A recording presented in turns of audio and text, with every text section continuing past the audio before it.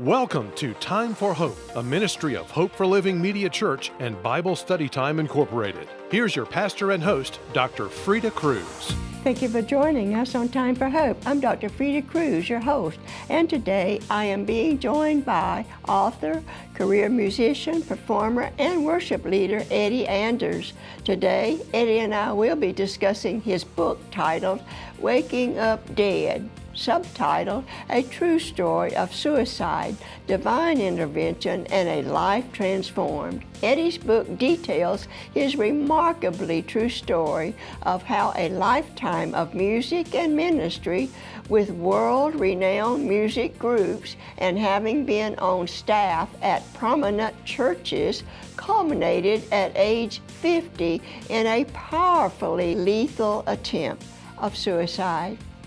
By every account of the doctors involved, Eddie's attempt should have proven fatal many times over.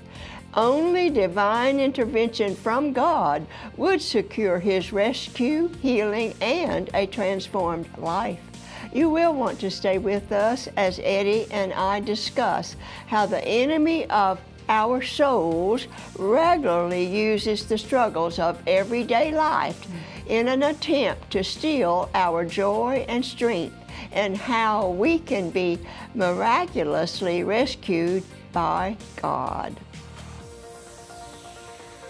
And Eddie, it's great having you to agree to come and be our guest on Time for Hope. It's great to be here. I am very honored. In fact, I thought, we've had a lot of great guests.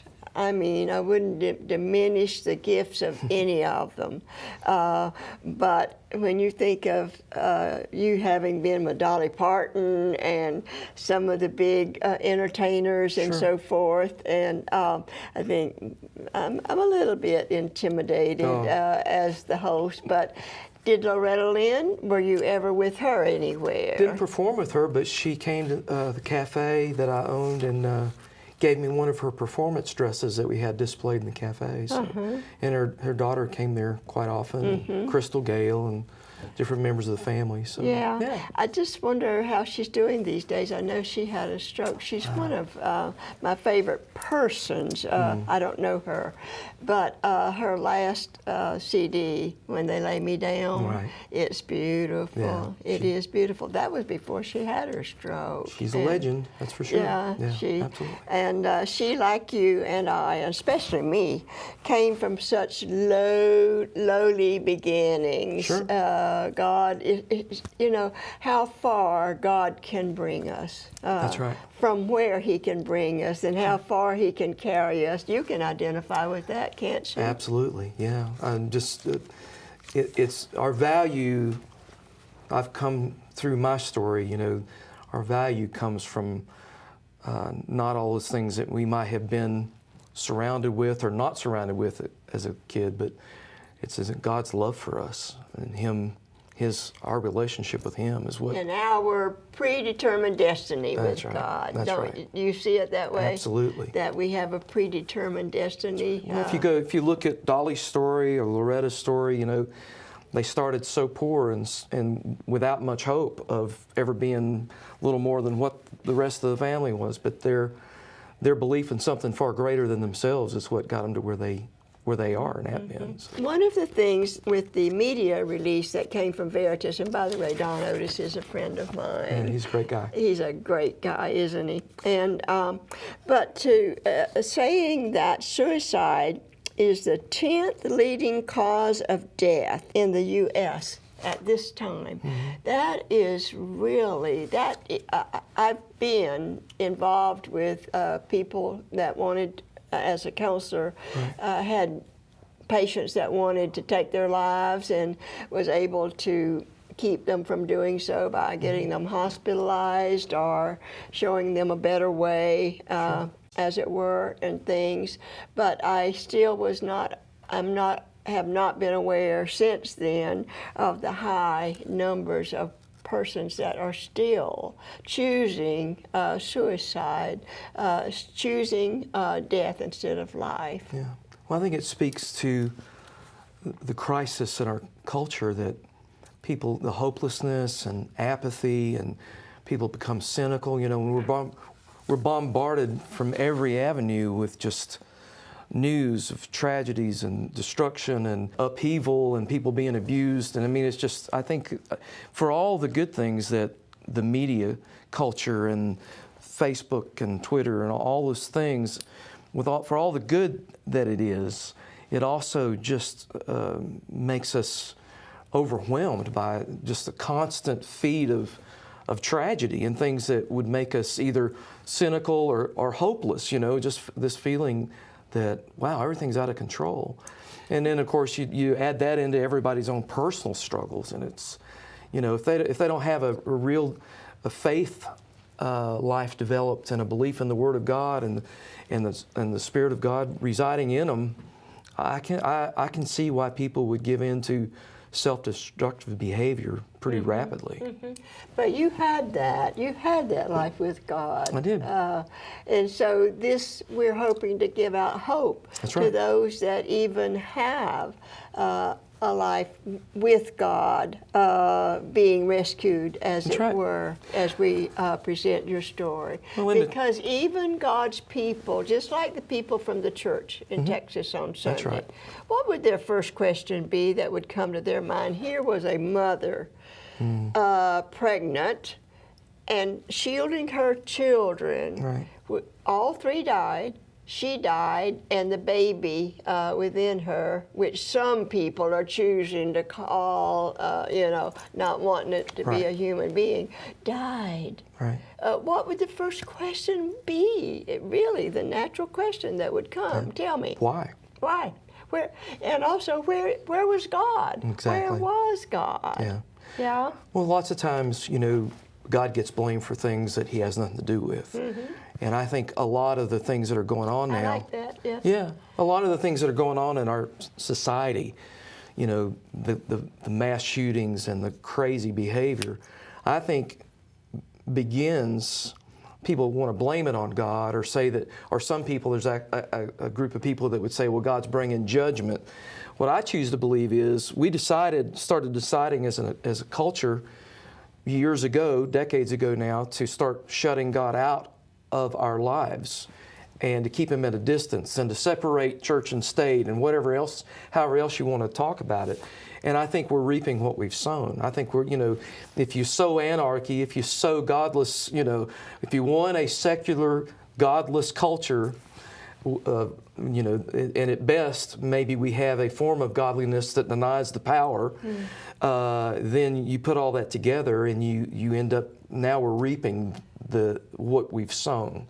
Yes. So it's not really, you know, it's not necessarily, I don't blame any of this on God, because He's not the one that comes to kill, steal, and destroy. No. He's the one that comes to bring life. We have a lot of evil going on, don't we? There had to be evil involved in that. And I did a devotional that goes on our Facebook, and I answered that question of where is God? He's on His throne. He knows exactly what's going on. He knows who's doing it, and He's got a time that He will show Himself, and that was not the time that He chose to show up in rare form like He has and did in your life. Yes. But it will not go unnoticed or unjudged by God. That's right. Before it's over. That's so faith is about trusting. That's no right. matter what, it's about trusting God come hell or high water, as we used to say.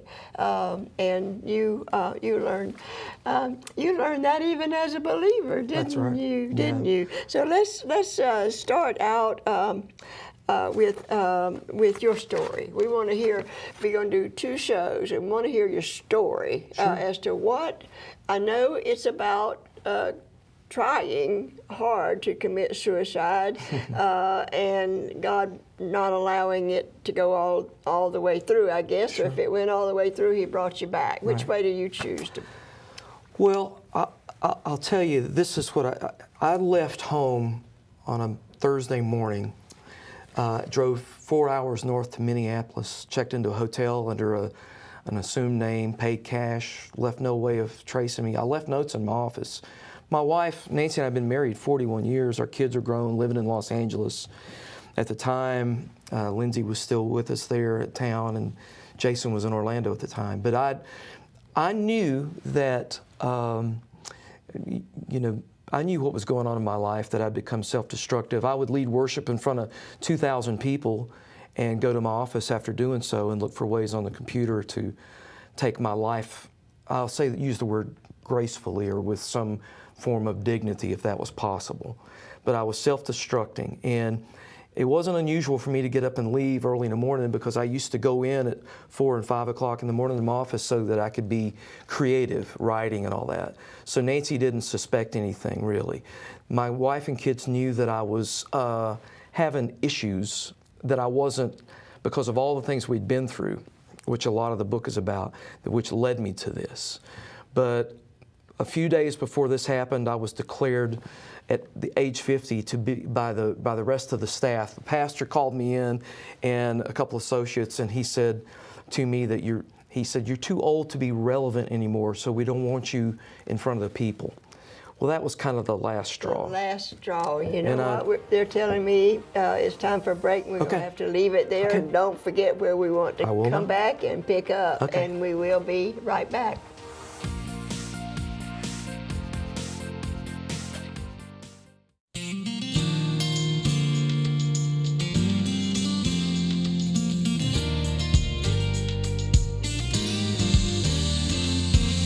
Look what my heart has gotten into. Joy and freedom like I never knew. Oh, my gray skies, they've turned to blue. Look what my heart has found in you. Feel like sun shining, feels like rain. You reached in the darkness and you called my name. With a heart full of praise, I'm gonna sing and dance. Your love and grace gave me a second chance.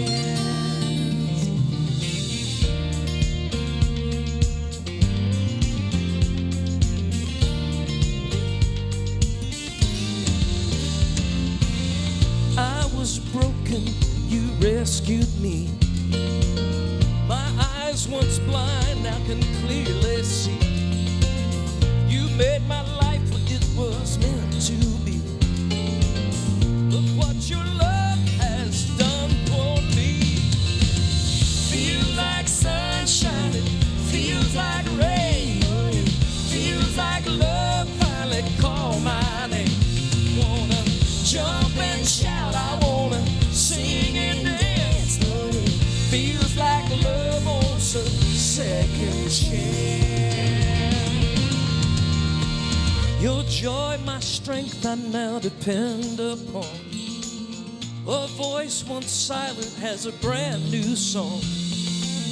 Drowning in darkness, too blind to see.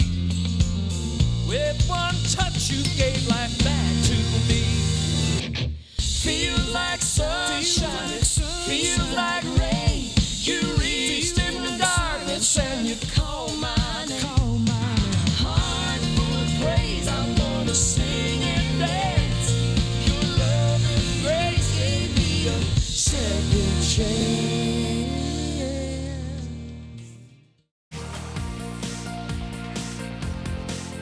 Thanks for staying with us on Time for Hope. During the break, you would have heard Eddie singing and performing, as he has done many times and had done many times before his attempt at suicide. And he graciously gave us permission to use a hymn or song from his CD that we're going to be offering you, along with his book titled Waking Up Dead, and I've already given the subtitle to that book, and that's what we're discussing with Eddie. So thanks for hanging in there with us as we pick up where we left off, and Eddie knows exactly what he was saying. Off to Minneapolis, checked into a hotel.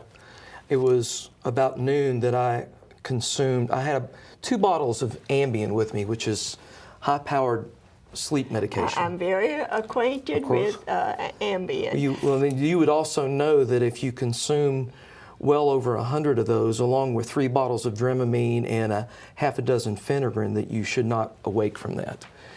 And that's what I began with. And by the way, were you taking the Ambien for depression already? Had you been, were you ever diagnosed with depression before you attempted to take your life? No, I was always the life of the party. And there was no, as far as other people, because I was such a good performer, even with my own family.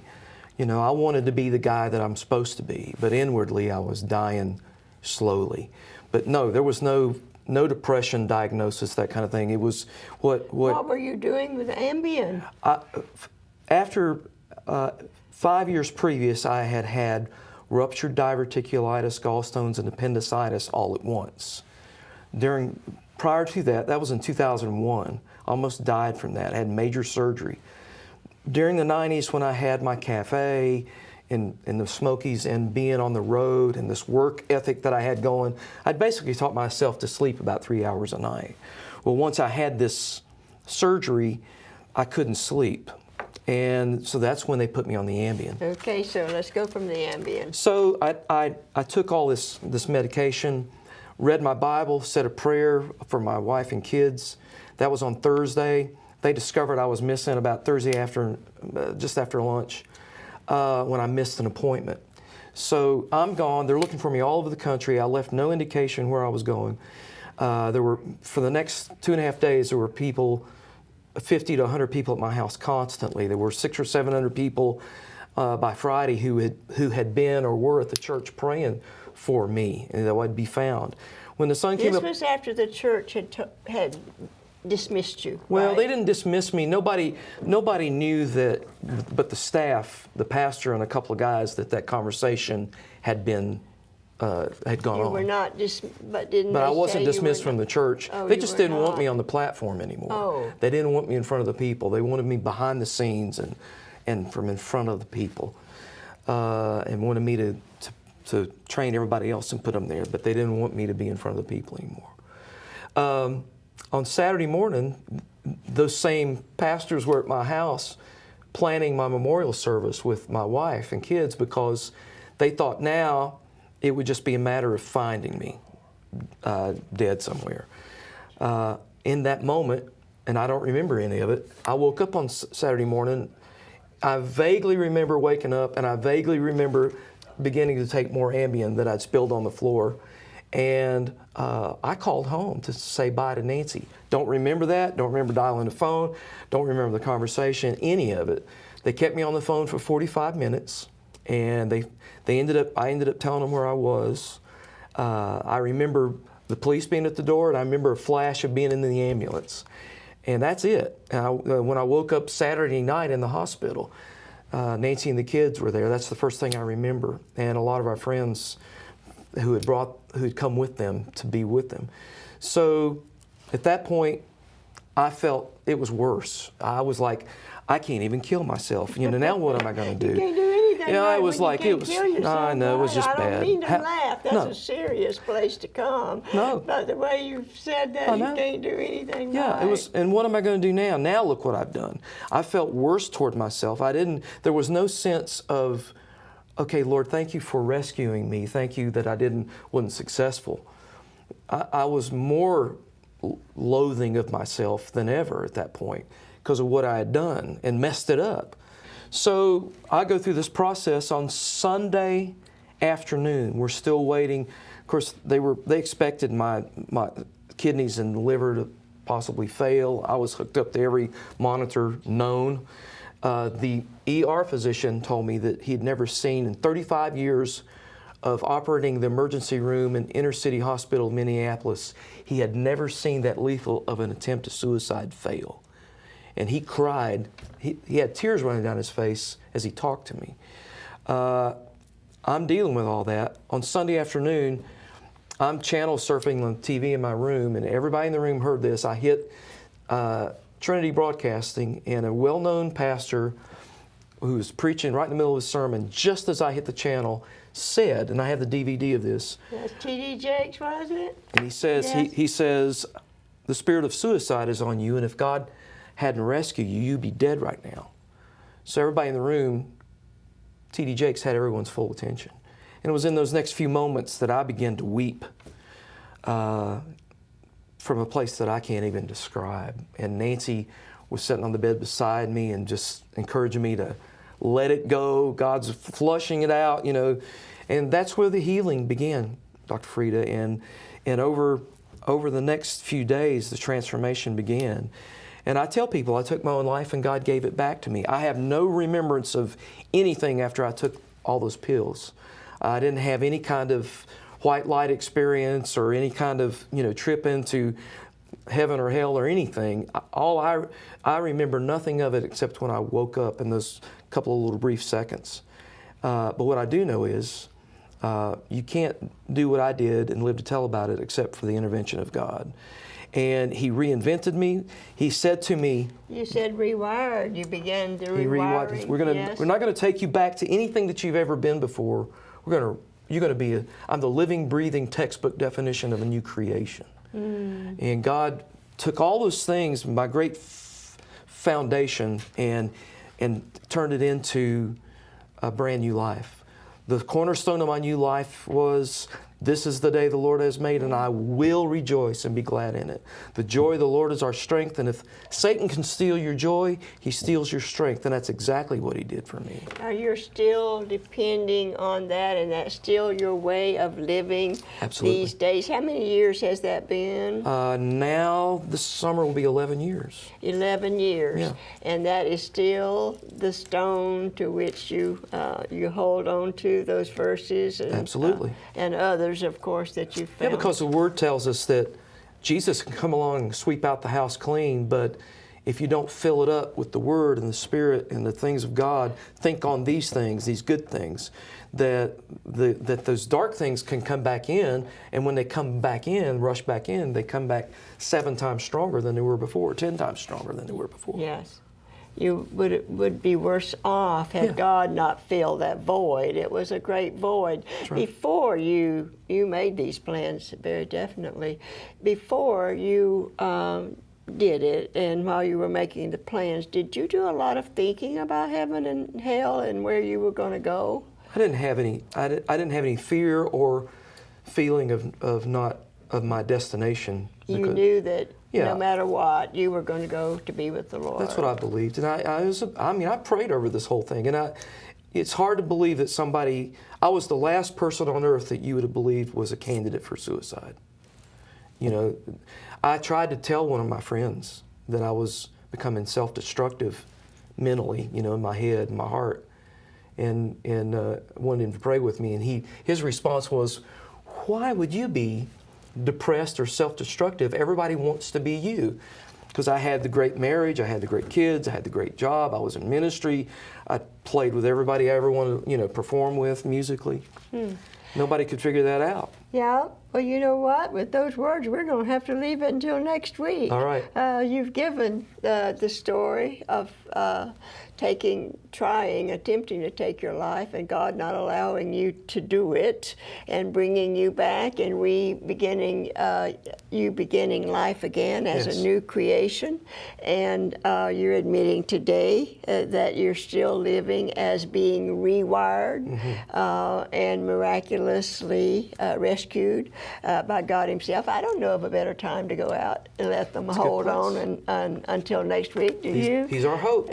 He's our hope, and I like that word from you as we go out this week. I do have some things to share from our viewers. Dear Dr. Freda, I just happened to catch Time for Hope for the first time. You do a really heartfelt job of delivering God's good news and putting His Word in perspective. Keep up the good work, Dr. Freda, and I appreciate your encouragement. And then I have one that reads, Dear Dr. Freda, please pray for my son. He has a troubled mind. Pray that he would be healed and restored and brought back to a close relationship with God. Now, I want to assure you that we have taken this prayer request to God, that He's aware and was aware already of your situation with your son, and we want to encourage you to hang in in there and find out what God would have you do in your son coming back to the Lord and having a closer relationship with the Lord, and his mind problems being healed and taken care of. The next thing I would encourage you, all of you, my viewers, is coming to the end of the year, and you'll be thinking in terms of your giving before the end of the year. And I'm really asking in a special way that you will remember our needs here at Time for Hope as we begin to close out a year. Hopefully we can go on your list for gifts and donations and contributions to the ministry. We've gone worldwide this year. We want to stay that way, and we're asking for your help.